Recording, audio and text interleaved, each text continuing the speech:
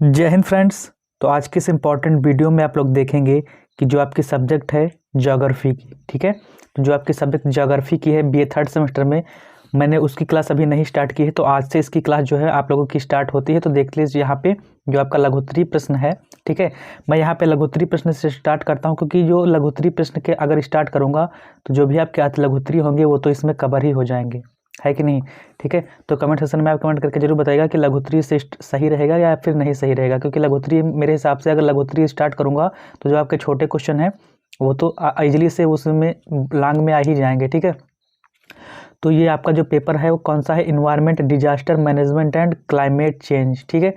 तो इसका जो पेपर है, सबसे पहला क्वेश्चन है लघुत्तरीय का कि पर्यावरण का अर्थ तथा परिभाषाएं दीजिए, यानी कि ये मोस्ट इंपॉर्टेंट क्वेश्चन है। यहाँ पे आप लोग देख सकते हैं कि जो क्वेश्चन है आपका कि पर्यावरण का अर्थ एवं परिभाषाएं दीजिए, ये जो क्वेश्चन है मेरे दोस्त, इसको आप ट्रिपल स्टार लगा के चलिएगा, क्योंकि ये आपके परीक्षा में पक्का पूछा जाएगा, मैं गारंटी के साथ कहता हूँ यहाँ पे, ठीक है।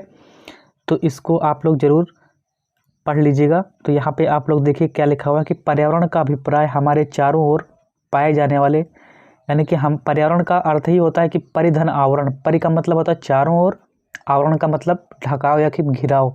तो हमारे चारों ओर हम किससे घिरे हुए हैं, जो भी हम हमारे प्राकृतिक हो, सामाजिक हो, सांस्कृतिक हो, ठीक है, वातावरण से घिरे हुए हैं। तो प्राकृतिक में क्या क्या आता है, सामाजिक में क्या क्या आता है, और ठीक है, और आपका सांस्कृतिक में क्या क्या आता है, ये सब जिससे भी आप घिरे हुए हैं, यही चीज़ें क्या कहलाती हैं, पर्यावरण कहलाती हैं। तो जो हमें प्रत्यक्ष या अप्रत्यक्ष रूप से प्रभावित करता है, और जो पर्यावरण हमारा है वह हमें प्रत्यक्ष रूप से या फिर अप्रत्यक्ष रूप से हमारे ऊपर जो है इम्पैक्ट डालता है, ठीक है। तो सामाजिक वातावरण के अंतर्गत कौन कौन आता है, जो हमारे समाज की मान्यताएं हो गई, ढांचा इत्यादि आते हैं। और सांस्कृतिक वातावरण में नैतिकता आ गई, ठीक है, भाषा, धर्म, परंपराएं, ये सब सांस्कृतिक चीज़ें होती हैं, लोकाचार इत्यादि आते हैं। प्राकृतिक वातावरण के अंतर्गत कौन कौन आता है, तो वायु, जल, भूमि, वन, तापमान, इन सब चीज़ों से हम घिरे हुए हैं, है कि नहीं है। इन सारी चीज़ों से हम घिरे हुए हैं। मौसम हो गया, भूमि हो गया, ठीक है, इसमें पाई जाने वाली खनिज संपदाएं आती हैं, ये सब प्राकृतिक में हो गया।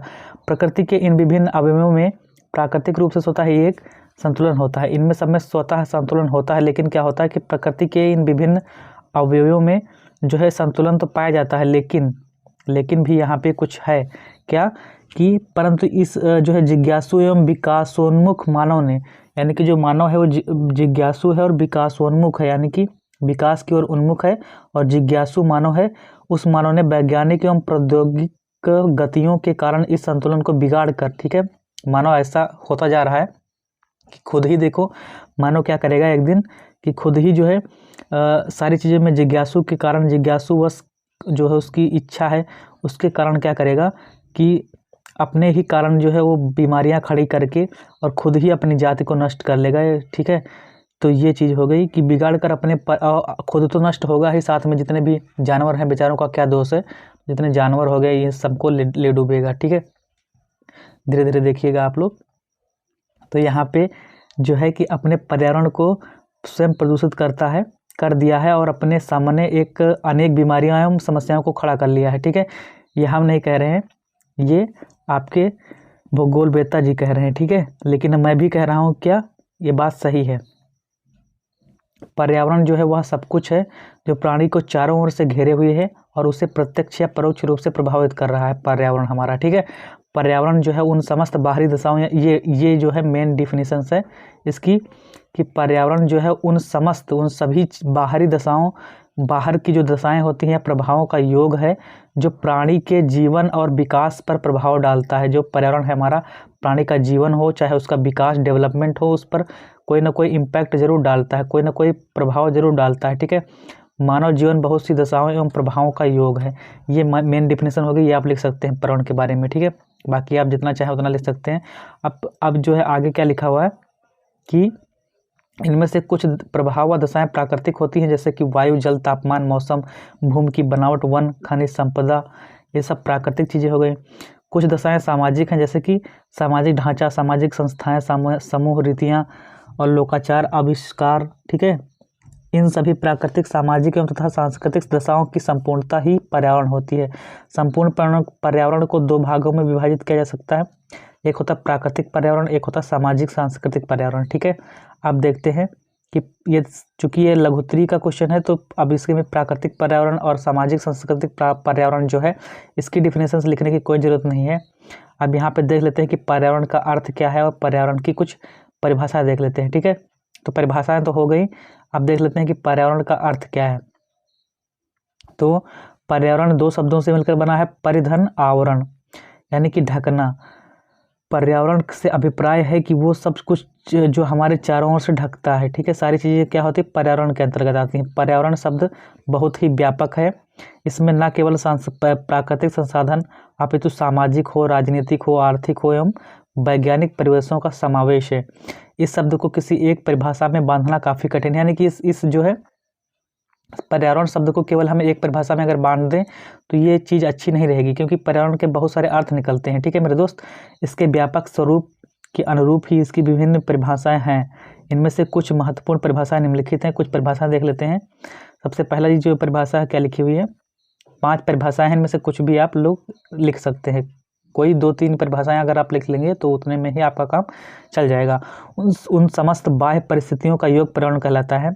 ठीक है, ये जरूर लिख लेना कि बाह्य परिस्थितियों का ही योग पर्यावरण कहलाता है। ठीक है, उन समस्त बाह्य परिस्थितियों का योग पर्यावरण कहलाता है जो एक जीव के जीवन तथा विकास को प्रभावित करती है। वही जो थोड़ा सा इसको चेंज करके लिख दिया गया है कि पर्यावरण उन समस्त बाहरी दशाओं या प्रभावों का योग है जो प्राणी के जीवन और विकास पर प्रभाव डालते हैं। तो इसका उल्टा करके लिख दिया है कि उन समस्त बाह्य परिस्थितियों का योग पर्यावरण कहलाता है जो एक जीव के जीवन तथा विकास को प्रभावित करती है। वही बात हो गया। ठीक है, जैविक व अजैविक इकाइयों को सम्मिलित करने वाली समस्त परिस्थितियों का समन्वय है क्या, पर्यावरण। ठीक है, जैविक हो या फिर अजैविक इकाइयों को सम्मिलित करने वाली समस्त परिस्थितियों का समन्वय क्या है, पर्यावरण है। पर्यावरण में वायु हो, जल हो, भूमि हो, पेड़ पौधे, जीव जंतु, मानव व प्राकृतिक संसाधन व उनके पारस्परिक संबंध सम्मिलित होते हैं। ठीक है, अब देख लेते हैं अगला, चौथी नंबर परिभाषा क्या लिखी हुई कि यह एक विशेष स्थान के मौसम, मृदा, पेड़ पौधों, जीव जंतुओं व भू आवरण का अंतर संबंध है। पर्यावरण जीव की संरचना, व्यवहार, अस्तित्व को प्रभावित करता है।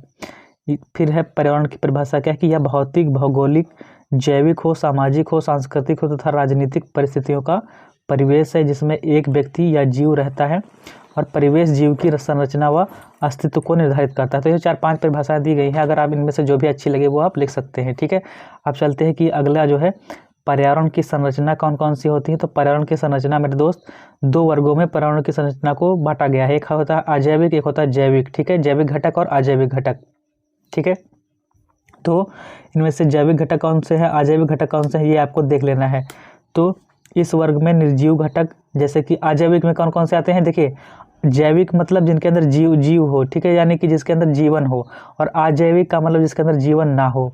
तो इस वर्ग में निर्जीव घटक जैसे कि वायु भी निर्जीव है। ठीक है, जल, प्रकाश, ताप, मृदा इत्यादि सम्मिलित हैं।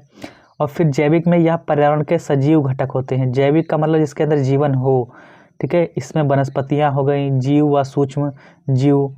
ठीक है, ये सब सारी चीज़ें जो है जीवधारी शामिल होते हैं, सूक्ष्म जीवधारी जो है शामिल होते हैं। ठीक है, अब चलते हैं अगला क्या लिखा हुआ है कि पर्यावरण शिक्षा के अर्थ को और अधिक स्पष्ट करने के लिए निम्नलिखित परिभाषाएं दी जा रही हैं। संयुक्त राज्य अमेरिका का पर्यावरणीय शिक्षा अधिनियम 1970। अब देखते हैं कि जो संयुक्त राज्य अमेरिका का पर्यावरणीय शिक्षा अधिनियम 1970 है मेरे दोस्त, ये क्या कहता है कि पर्यावरणीय शिक्षा का अर्थ है, यानी कि पर्यावरणीय की जो शिक्षा है उसका क्या अर्थ है कि वह शैक्षिक प्रक्रिया जो मानव के प्राकृतिक तथा मानव निर्मित वातावरण, वह शैक्षिक प्रक्रिया जो मानव के प्राकृतिक तथा मानव निर्मित वातावरण को से संबंधित है। ठीक है फ्रेंड्स, आपके यहाँ पे क्या कह सकते हैं कि पर्यावरणीय शिक्षा का अर्थ है वह शैक्षिक प्रक्रिया, यानी कि ऐसी शैक्षिक प्रक्रिया जो मानव के प्राकृतिक तथा मानव निर्मित वातावरण से संबंधित है। इसमें जनसंख्या, प्रदूषण, संसाधनों का विनियोजन एवं निःशेषण, संरक्षण, यातायात, प्रौद्योगिकी तथा संपूर्ण मानवीय पर्यावरण, शहरी तथा ग्रामीण नियोजन का संबंध भी निहित है। दूसरी परिभाषा क्या है, ये आप लिख सकते हैं अगर चाहें तो, क्योंकि ये थोड़ा कठिन लग रही है, तो आप चाहें तो ऊपर जो मैंने 5 परिभाषाएं बताई वो भी लिख सकते हैं, चाहे तो ये भी आप याद करके लिख सकते हैं। नंबर दूसरी परिभाषा क्या है कि फिनिश नेशनल कमीशन। अब फिनिश नेशनल कमीशन की परिभाषा क्या है कि पर्यावरणीय शिक्षा पर्यावरणीय संरक्षण के लक्ष्यों को लागू करने का एक ढंग है। इन्होंने क्या बताया कि पर्यावरणीय शिक्षा जो है वो मेरे दोस्त, वो पर्यावरणीय संरक्षण के लक्ष्यों को लागू करने का एक ढंग है। यह तो इन्होंने क्या बताया मेरे दोस्त कि पर्यावरणीय शिक्षा पर्यावरणीय संरक्षण के लक्ष्यों को लागू करने का एक ढंग है। यह विज्ञान को एक पृथक शाखा या फिर कोई पृथक अध्ययन विषय नहीं है, ठीक है। इसको जीवन पर्यंत एकीकृत शिक्षा के सिद्धांत के रूप में लागू किया जाना चाहिए। तो ये परिभाषा कुछ सरल है उससे, तो ये आप लिख सकते हैं। ये पहला क्वेश्चन कंप्लीट हुआ। आप चलते हैं सेकंड क्वेश्चन की तरफ। अगर आप लोगों को समझ में आ रहा हो तो प्लीज़ वीडियो को लाइक कर सकते हैं। अगर चैनल पे पहली बार आए तो चैनल को सब्सक्राइब कर सकते हैं, ठीक है। पारिस्थितिकी तंत्र का अर्थ, परिभाषा तथा प्रकार बताइए। यानी कि जो पारिस्थितिकी तंत्र होता है आपका इकोसिस्टम, उसका जो है परिभाषा बताना है और उसकी आपको प्रकार बताना है, ठीक है। तो पारिस्थितिकी तंत्र का जो आपको यहाँ पे मैं कुछ थोड़ा सा यहाँ पे बता देता हूँ आपका कि भारत में रामदेव मिश्रा को पारिस्थितिकी तंत्र का जनक माना जाता है। किसको माना जाता है? अब देखिए भारत में किसको माना जाता है, तो रामदेव मिश्रा, सबसे मोस्ट इंपॉर्टेंट क्वेश्चन है, तो इसको आप लोग जरूर नोट कर लीजिएगा कि भारत में रामदेव मिश्रा जी को पारिस्थितिकी तंत्र का जनक माना जाता है। पारिस्थितिकी तंत्र को हम क्या कहते हैं? इकोसिस्टम। शब्द का सर्वप्रथम प्रयोग आर्थर जी टांसले ने किया था। इसका सबसे पहले प्रयोग किसने किया? आर्थर जी टांसले ने किया था। पारिस्थितिकी तंत्र से तात्पर्य एक ऐसे तंत्र से होता है जो पर्यावरण के सजीव तथा निर्जीव घटकों की परस्पर क्रिया से बनता है, ठीक है। यानी कि जो हमारे पर्यावरण में जो दो घटक होते हैं, एक अजैविक घटक होता है, एक जैविक घटक होता है, तो इनके दोनों जीवों के बीच में सजीव हों तथा निर्जीव के घटकों की परस्पर क्रिया से बनता है कि आपस में कौन कौन से कार्य करें। देखो एक पिरामिड बनता है, एक सीधा पिरामिड होता है, एक उल्टा पिरामिड होता है, ठीक है। तो पिरामिड में किस प्रकार से आप जो है कौन ज़्यादा होता है, मतलब जैसे कि यहाँ पे शाकाहारी, फिर मांसाहारी, फिर सर्वाहारी हो गया, ठीक है। तो जो लोग होते हैं शाकाहारी होते हैं, तो शाकाहारी को जो है जो हम मतलब मांसाहारी लोग खाते हैं, ठीक है। तो मांसाहारी को जो है मांसाहारी लोग केवल मांस खाते हैं, ठीक है। तो इसी प्रकार से पिरामिड बनता है, भी आगे समझाएंगे आपको अच्छे से, ठीक है। तो यहाँ पे वीडियो पे लास्ट तक बने रहिएगा। और जैसे कि आप लोग देख सकते हैं कि भारत में किसको माना जाता है पारिस्थितिकी तंत्र का जनक, तो पारिस्थितिकी तंत्र का जनक भारत में रामदेव मिश्रा जी को माना जाता है, ठीक है। अब कुछ देख लेते हैं कि पारिस्थितिकी का अर्थ क्या होता है। तो पारिस्थितिकी का अर्थ यानी कि मीनिंग ऑफ इकोसिस्टम। तो पारिस्थितिकी तंत्र का अर्थ एक ऐसी एकीकृत प्रणाली से है जिनका निर्माण पर्यावरण के जैविक तथा अजैविक घटकों में अंतःक्रिया यानी कि इंटरेक्शन से होता है, ठीक है। वही चीज़ हो गई कि पर्यावरण यानी कि पारिस्थितिकी तंत्र का अर्थ होता है जो एक ऐसी एकीकृत प्रणाली से है जिसका निर्माण पर्यावरण के जैविक तथा अजैविक घटकों के अंतःक्रिया से होता है। आप देखते हैं कि पारिस्थितिकी तंत्र जो होता है, पारिस्थितिकी तंत्र एक ऐसी इकाई है, यानी कि पारिस्थितिकी तंत्र एक ऐसी इकाई है जिसमें एक क्षेत्र विशेष के सभी जीवधारी अपने अजैविक पर्यावरण यानी कि फिजिकल इन्वायरमेंट के साथ अंतरक्रिया करते हैं। पारिस्थितिकी तंत्र इकोसिस्टम जो है पारिस्थितिकी का एक ही भाग है, यानी कि इकोलॉजी का एक भाग है। देखो इकोलॉजी और इकोसिस्टम में अंतर होता है। इकोलॉजी का एक भाग क्या है? इकोसिस्टम होता है, ठीक है। एक परिभाषा कौन सी है कि यूजीन ओडम के अनुसार पारिस्थितिकी तंत्र की प्रकृति जो होती है कि प्रकृति की आधारभूत इकाई है। पारिस्थितिकी तंत्र जो है प्रकृति की आधारभूत इकाई है जिसमें पर्यावरण के जैविक तथा अजैविक दोनों घटक, देखो इसमें सभी यही आ रहा है कि जैविक घटक तथा अजैविक घटक के बीच अंतःक्रिया जो होती है इंटरेक्शन, उसी को क्या कहते हैं? पारिस्थितिकी तंत्र कहते हैं, ठीक है। दोनों घटक एक दूसरे को प्रभावित करते हैं। इस प्रकार हम कह सकते हैं कि पारिस्थितिकी तंत्र जैविक तथा अजैविक घटकों से मिलकर बनता है। ये घटक मिलकर एक प्राकृतिक क्रियात्मक इकाई बनाते हैं जिसे पारिस्थितिकी तंत्र कहते हैं, ठीक है। यानी कि यहाँ पे देख लीजिए कि जैसे कि एक हो गया आपका जैविक घटक, एक हो गया जैविक, एक हो गया अजैविक। जैविक प्लस अजैविक दोनों को मिला करके इनके बीच जो इंटरेक्शन होता है, इनके बीच जो आपका इनके बीच में जो भी आपका इंटरेक्शन होता है, ठीक है। तो इस इंटरेक्शन को क्या कहते हैं हम? आपका पारिस्थितिकी तंत्र कहते हैं। ठीक है, यही इंटरेक्शन यानी कि इनके बीच में अंतःक्रिया जो होती है, जो लोग होते हैं, जैसे कि अगर आपका पारिस्थितिकी तंत्र सिस्टम सटीक नहीं है, अच्छा नहीं है, तो वहाँ पे आपका जो इकोलॉजी सिस्टम होगा वो बिगड़ जाएगा। ठीक है, तो आगे देखते हैं कि पारिस्थितिकी तंत्र के प्रकार कौन कौन से होते हैं। तो पारिस्थितिकी तंत्र के प्रकार, टाइप्स ऑफ इकोसिस्टम। तो इकोसिस्टम के प्रकार जो होते हैं वो निम्न वर्गीकृत में इसमें बांटा गया है। कौन कौन से? एक होता है प्राकृतिक पारिस्थितिकी तंत्र, एक होता है आपका स्थलीय पारिस्थितिकी तंत्र, तो प्राकृतिक पारिस्थितिकी तंत्र, और आपका होता है एक मानवीय कह सकते हैं यहाँ पे कृत्रिम पारिस्थितिकी तंत्र। ठीक है, तो प्राकृतिक पारिस्थितिकी तंत्र वे तंत्र होते हैं जो प्रकृति में प्राकृतिक रूप से पाए जाते हैं। इतना आप ले सकते हैं। इसके निर्माण में मनुष्य की कोई भूमिका नहीं रहती क्योंकि ये प्राकृतिक है। उदाहरण जंगल, समुद्र आदि। जंगल और समुद्र जो बनता है उसमें मानव तो बना नहीं सकता, और जंगल और समुद्र को ये चलो होता है प्राकृतिक होता है। ठीक है, प्राकृतिक पारिस्थितिकी तंत्र, और इसके अंतर्गत दो भागों में इसे विभाजित किया जाता है। एक होता है स्थलीय पारिस्थितिकी तंत्र और एक होता है आपका जलीय पारिस्थितिकी तंत्र। तो स्थल और जल। ठीक है, तो स्थलीय पारिस्थितिकी तंत्र में ये पारिस्थितिकी तंत्र भूमि पर पाए जाते हैं। स्थल पर हैं तो स्थल पर पाए जाएंगे। यहाँ पर पर्यावरण के जैविक तथा अजैविक घटक परस्पर क्रिया करते हैं, यानी कि जो जैविक घटक जो सजीव होते हैं, जो निर्जीव होते हैं, आपस में क्रिया करते हैं। वन पारिस्थितिकी तंत्र, रेगिस्तान पारिस्थितिकी तंत्र, घास का मैदान पारिस्थितिकी तंत्र, ये सभी स्थलीय पारिस्थितिकी तंत्र हैं। कौन कौन से? वन पारिस्थितिकी तंत्र, रेगिस्तान पारिस्थितिकी तंत्र और घास का मैदान पारिस्थितिकी तंत्र। ठीक है, ये सभी कौन से हैं? पारिस्थितिकी तंत्र हैं, स्थलीय पारिस्थितिकी तंत्र कहलाते हैं। आप चलते हैं, जो आपका जलीय पारिस्थितिकी तंत्र है वो कौन सा है? जलीय पारिस्थितिकी तंत्र। जलीय पारिस्थितिकी तंत्र में जल में पाए जाने वाले पारिस्थितिकी तंत्र को जलीय पारिस्थितिकी तंत्र कहते हैं। जलीय पारिस्थितिकी तंत्र को दो भागों में विभक्त करते हैं। कौन कौन से? मीठे पानी का पारिस्थितिकी तंत्र और समुद्री पारिस्थितिकी तंत्र। तो मीठे पानी का पारिस्थितिकी तंत्र जो होता है, नदी, झरने, झीलों, तालाबों आदि में पाए जाने वाले पारिस्थितिकी तंत्र को इसी के अंतर्गत आता है। कौन कौन से? मीठे पानी का पारिस्थितिकी तंत्र और समुद्री पारिस्थितिकी तंत्र जो होता है, हमारे पृथ्वी को का 2/3 भाग जल से घिरा हुआ है। ठीक है, 2/3 भाग जो है वो जल से घिरा हुआ है। ठीक है, 2/3 भाग जल से घिरा हुआ है। अधिकतर यह जल समुद्र, सागर, महासागर आदि के रूप में उपस्थित है। हमारे पृथ्वी पर ज़्यादातर क्या है? सागर, महासागर और समुद्र ही हैं। समुद्री पारिस्थितिकी तंत्र पृथ्वी के जलीय पारिस्थितिकीय तंत्रों के से सबसे बड़े हैं। इनमें पाए जाने वाले जल में नमक की मात्रा अधिक होती है। ठीक है, इनमें समुद्र में आप लोग जानते ही होंगे कि नमक की मात्रा अधिक होती है। ठीक है, इसीलिए समुद्र का पानी खारा होता है। आप देखते हैं कि कृत्रिम पारिस्थितिकी तंत्र कौन सा है? कृत्रिम यानी कि आर्टिफिशियल इकोसिस्टम। तो कृत्रिम पारिस्थितिकी तंत्र वे तंत्र होते हैं जिनका निर्माण मानव द्वारा किया जाता है। ठीक है, इनके निर्माण में मनुष्य महत्वपूर्ण भूमिका अदा करता है, इसलिए इन्हें मानव निर्मित पारिस्थितिकी तंत्र या फिर मैन मेड इकोसिस्टम भी कहा जाता है। एक्वेरियम या फसल के खेत आदि कृत्रिम पारिस्थितिकी तंत्र के अंतर्गत आते हैं, यानी कि एक्वेरियम हो या फिर फसल के खेत आदि जो होते हैं कृत्रिम पारिस्थितिकी तंत्र के अंतर्गत आते हैं। ठीक है, आप देखते हैं कि पारिस्थितिकी तंत्र की प्रमुख विशेषताएं कौन कौन सी हैं। अगला क्वेश्चन है, तो पारिस्थितिकी तंत्र की प्रमुख विशेषताएं निम्नलिखित हैं।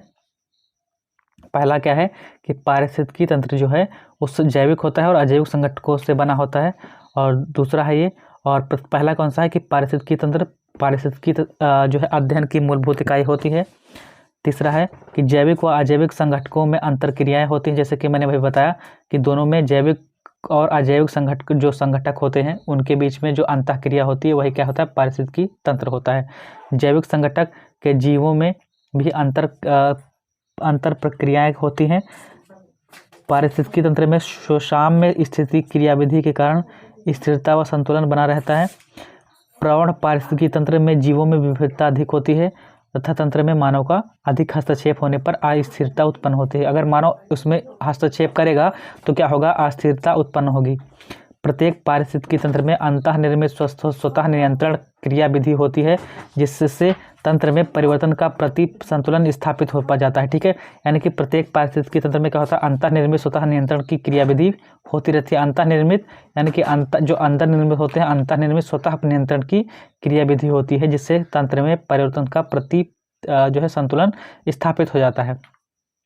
अगला है जीवों के प्रकार और निवास की दशाओं के आधार पर ये कई प्रकार के होते हैं। कौन? पारिस्थितिकी तंत्र, ठीक है, जीवों के प्रकार के आधार पर हो या फिर निवास की दशाओं के आधार पर ये कई प्रकार के होते हैं। समुद्री पारिस्थितिकी तंत्र बृहत्तम व, देखिए अभी हमने बताया कि सबसे बड़े कौन से होते हैं, तो समुद्री पारिस्थितिकी तंत्र बृहत्तम व समरूप जलीय पारिस्थितिकी तंत्र होता है। ये प्राकृतिक संसाधन तंत्र होते हैं, कौन कौन से, 9 नंबर है कि प्राकृतिक संसाधन तंत्र होते हैं कौन, पारिस्थितिकी तंत्र।